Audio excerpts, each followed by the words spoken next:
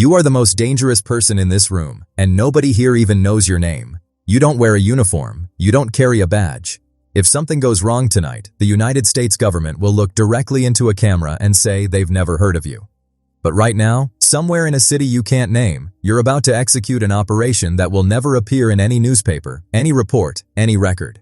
This is your life as every rank in the CIA's Ghost Unit. This video is a dramatization for entertainment and educational purposes. While inspired by publicly available information, specific operational details of the CIA's Special Activities Center remain classified. The Special Activities Center, sometimes called SAC, is widely considered the most secretive paramilitary arm of the United States intelligence community.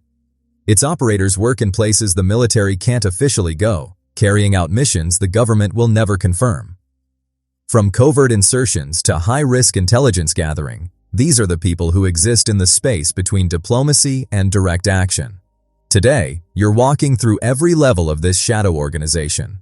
From your very first contract to the office that shapes global events from behind a locked door. Let's begin. It starts with a phone call. Blocked number, no voicemail, just 3 rings and silence. 2 days later, a man you've never met slides into the seat across from you at a diner outside Fort Bragg. He doesn't introduce himself. He already knows everything about you. Your deployments, your marksmanship scores, the operation in Helmand Province you were told never to talk about. He asks one question. Are you willing to work without recognition? You say yes, and just like that, you become a ground branch independent contractor. Your first assignment takes you to a dusty compound on the outskirts of Erbil. Why? Or there to train a local militia unit on small unit tactics. But the real mission is gathering intelligence on supply routes feeding into hostile territory. You live out of a rucksack. You eat what the locals eat. You file reports through encrypted channels that route through 3 countries before reaching Langley. If you're captured, there is no rescue team. There is no extraction protocol with your name on it. You are expendable by design. But here's what keeps you going. The work matters. Every piece of intelligence you gather feeds into something bigger, something you're not yet cleared to see. You do this for months. No medals, no promotions, no public thank you, just the quiet knowledge that someone at headquarters is reading your reports and nodding. That's enough. For now. 18 months and 4 deployments later, a senior officer sits you down in a windowless office in Northern Virginia. The offer is simple. Stop being a contractor. Become one of them.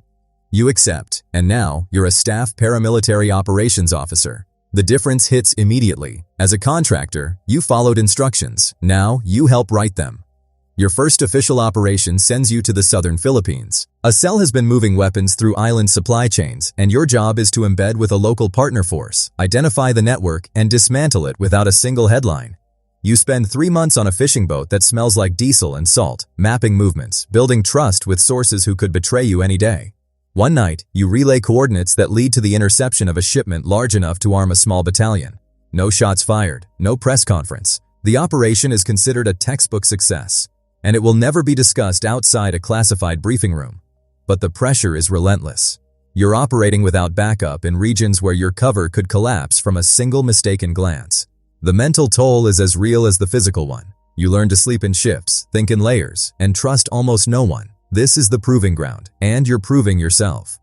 You're not just running missions anymore. You're the one who decides if they happen at all. As a senior paramilitary operations officer, you review intelligence packages, assess risk, and determine whether an operation is worth the cost. And cost doesn't just mean money. It means lives. Your team is now stationed on the Horn of Africa. A high-value target is moving between safe houses in Mogadishu, and Washington wants options. You spend 72 hours without sleep building an operational plan that accounts for 17 variables, from weather patterns to the loyalty of a local informant you've met exactly once. You brief the plan to a room full of people whose names you'll never learn, and they approve it with a single nod. The operation unfolds at 2 in the morning. Your team moves through the city like smoke, quiet, precise, and gone before anyone realizes what happened. The objective is completed. The target is in custody. And by sunrise, there's no trace why you were ever there. But here's the thing no one tells you. Success at this level doesn't feel like victory. It feels like relief. Relief that your people made it out. Relief that your intelligence was accurate. Relief that the plan held together under pressure. You carry every operation with you, the ones that went right and the ones that almost didn't. That weight is the price of this work. A 12-person team is now yours. Hand-picked operators, each one lethal, each one deniable. As a team lead and unit commander, you are responsible for their training, their deployment, and their survival. You run the unit out of a forward operating base in a country that the American public doesn't associate with CIA activity. Your team conducts long-range reconnaissance in mountain terrain that would break most infantry units.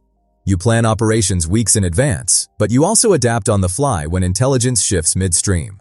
One night, a source delivers information that a hostile cell is planning an attack on a diplomatic facility within 48 hours. You don't have time to send it up the chain and wait. You brief your team, adjust the plan, and move. The operation neutralizes the threat with 0 casualties on your side. But the debrief isn't celebration, it's analysis.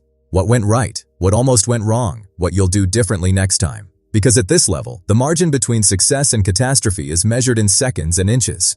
You are also now responsible for the mental health of your team. These are operators who've seen things they can't talk about, in places they can't admit they've been.